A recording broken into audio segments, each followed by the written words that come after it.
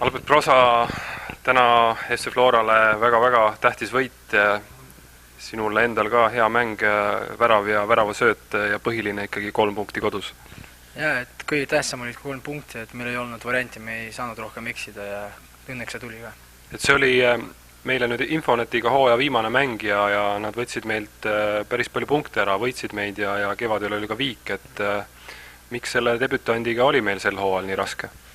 Ma arvan, et nad ikka mängivad tehnilist jalgpalli, nad ei karda mängida palliga, nad olid agressiivsed, enesekindlad, selles mõttes on väga hea meeskond, hea meeskond Eesti liigas.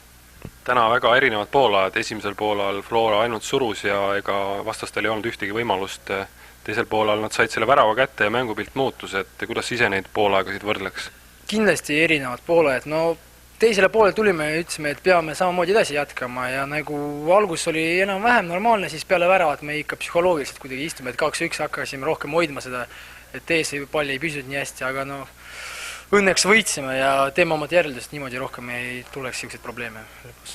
See oli täpselt selline mäng, et oleks nüüd see 3. värav ära tulnud, oleks mäng läbi sisuliselt olnud, aga tuli just 2-1 ja läks väga närviliseks ja selle seisu pealt on alati vastasel nagu lõpus võimalus, kui ka tulevad sellised karistuslöögid kasti lähedal.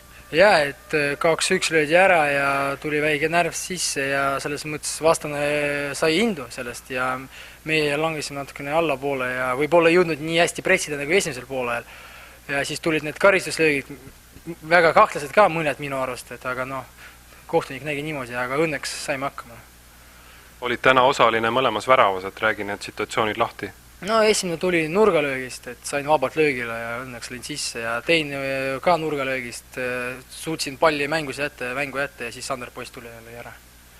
Sul on käsil kindlasti sinu Flora karjääri kõige parem hooaeg selles mõttes, et individuaalselt just, et siin seisavad nüüd väga-väga olulised mängud ees, et kõigepealt Narvaga ja siis Kalju ja Levadiaga, et kas meeskond on praegu nüüd ikkagi tõusuteel, et võtta siin hooaja lõpus ka nendelt esimesed 2 meeskonnad punkte? Kindlasti see võit annab meile enesekindlust juurde, et viimased mängud olid kahjuks ei olnud nii head, nagu me tahtsime, aga no see võit on väga tähtis meile ja ma arvan, et me võitleme kindlasti lõpuni, seda ma sain fännidele ja klubile kindlasti öelda.